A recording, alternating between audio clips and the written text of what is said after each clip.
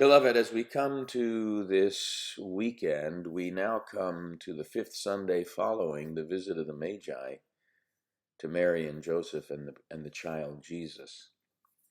It's the fifth Sunday after the Epiphany, and one of the readings for this Sunday is from 1 Corinthians chapter 2, the first 12 verses, and then verses 13 to 16.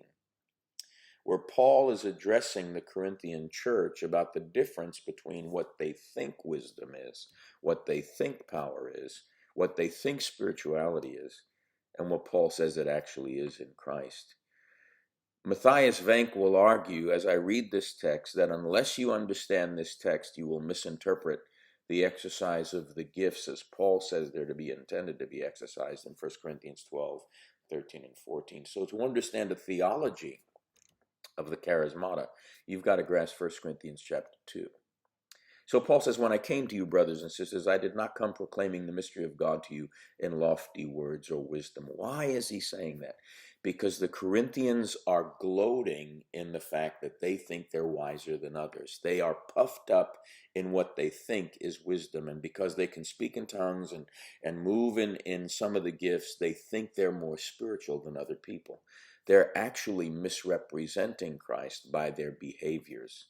And so Paul says, I did not come proclaiming the mystery of God. Now we're talking about this concept of the mystery of God. What is the mystery of God? For I decided to know nothing among you. That word is a relational knowing. I decided to intimately, relationally know nothing among you except Jesus Christ and him crucified. He says, what he's saying here is what I was looking for and what I was living when I came to you was the crucified life. I was carrying the cross, and I was looking for evidence of you co-suffering with Christ in the same way, living your cross-shaped existence. Not only that, the way I came to you in weakness and in fear and in much trembling. He wasn't the revivalist coming in to blow the place up with signs and wonders. It doesn't mean that there weren't signs and wonders that followed his ministry. But what he's saying is, I came to you in weakness, in fear, and in much trembling. If we could unpack that, we would discover that Paul was battling with anxiety and even with some sense of panic. Paul was in a weakened state. Very important, because sometimes we build our theology of power on we're invincible. And here is the apostle to the Gentiles himself, making us aware of his frailties and how his frailties serve the purpose of God. He goes on to say that from that emotional uncertainty that led to the weakness, the fear, and the trembling, my speech and my proclamation were not with plausible words of wisdom. You didn't hear me get involved in any sort of wordsmithing based on wisdom the way you guys are functioning right now, but with a demonstration of the Spirit and power, so that your faith should not rest on human wisdom, but the power of God. Now again, he's not coming as a revivalist, blowing the place up with signs and wonders. Yes, he operated in the charismata. What he's saying here about the demonstration of the Spirit and power, though, is he's talking about the cross-shaped life. Yet among the mature we do speak wisdom. Now he's going to begin to let them know that they're not as mature as they think they are. Among the mature we do speak wisdom, though it is not a wisdom of this age or of the rulers of this age who are doomed to perish. He's making a distinction between what they think is wisdom and what they're glorying in, exalting themselves and being puffed up in their own heads based on visions they've seen, based on utterances they've made. And he's saying that's not the wisdom of God. Not only that, it's the wisdom of this age has nothing to do with the wisdom of God. And none of the rulers of this age understood it, because if they did, they wouldn't have crucified the Lord of glory. So that now again, we're back to the cross-shaped life, that the wisdom of God is revealed in Christ and in him crucified. But as it is written, what no eye has seen, nor ear has heard, nor human heart conceived, what God has prepared for those that love him, these things God has revealed to us through the Spirit, for the Spirit searches everything, even the depths of God. So how does God reveal to us as wisdom? Christ is the wisdom of God. It takes the Spirit to see in a crucified Messiah the wisdom that's been hidden from ages past.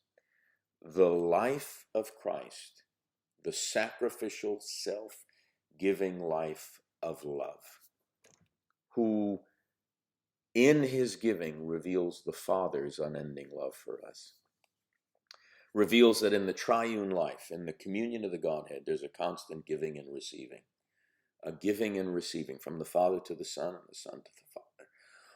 all by the Spirit who searches the depths of God to reveal Christ to us, the wisdom of God, and wants to reveal Christ in us. And he says, now, so no one comprehends what is truly God's except the Spirit of God. Now we have received not the spirit of the world. See, again, he's making a distinction between what they think they're operating in and what they're called to be living in, so that we may understand the gifts bestowed on us by God. And we speak these things in words not taught by human wisdom, but taught by the Spirit, interpreting spiritual things to those who are spiritual. Now he's keying in on their false notion of spirituality. Because to be truly spiritual is to be utterly dependent on the Spirit to bring us into that cross-shaped experience.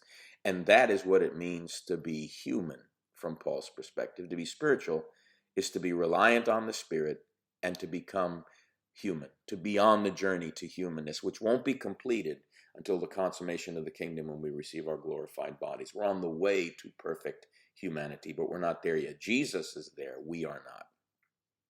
Those who are unspiritual do not receive the gifts of God's Spirit. Why? Because the Spirit of God doesn't indwell them. For they are foolishness to them, and they're unable to understand them because they are spiritually discerned. Those who are spiritual discern all things, and yet they themselves are subject to no one else's scrutiny. For who has known the mind of the Lord so as to instruct him? But we have the mind of Christ. So here's Paul letting us know at some level that the cross-shaped life is the foundation from which we ought to speak, we ought to think, we are to will, we are to act, and we are to bear witness. If we fail to understand that it is the cross-shaped life that in being formed that way by the Spirit is the intention of God, our operation in the gifts will be as a noising gong or a clanging cymbal. Because the self-sacrificial life of co-crucifixion with Jesus empties us of the kind of pride and hubris that would make us think we're more spiritual than other people because we may speak in tongues, or we may prophesy. And certainly a word of knowledge and a word of wisdom has nothing to do with worldly wisdom. It has nothing to do with being better than anyone else, where we're puffed up.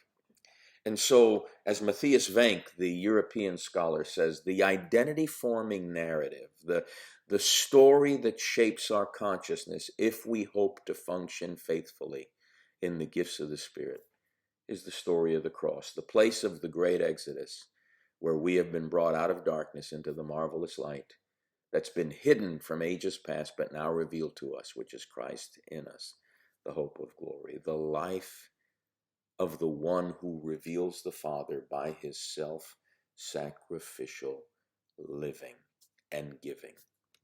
And so, beloved, as we move into this season with a deep heart to see the presence, the power, the glory, the grace, the might of Christ, we want to realize that all of that happens in weakness and fear and in much trembling.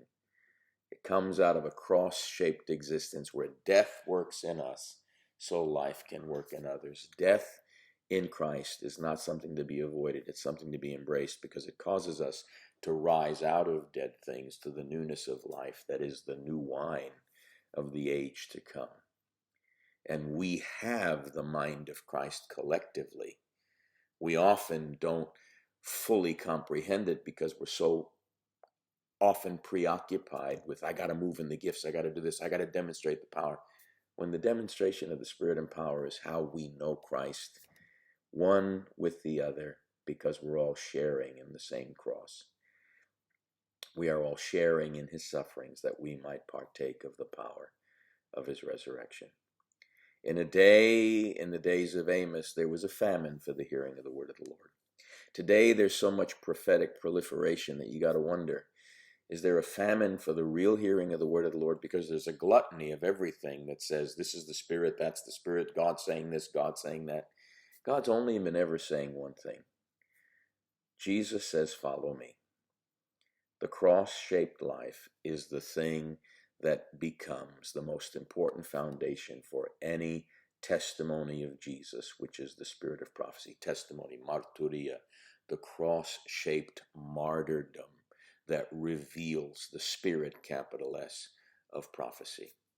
May God bring us to a place where instead of resisting the humility that comes from embracing the cross, that we surrender to it, that in due time he might exalt us. Sunday's going to be a fabulous day in the house as we continue to look at Saul and the signs of the kingdom that are going to come upon him, as Samuel prophesies 3 specific signs that are tied to reigning and ruling for him and for us in Christ.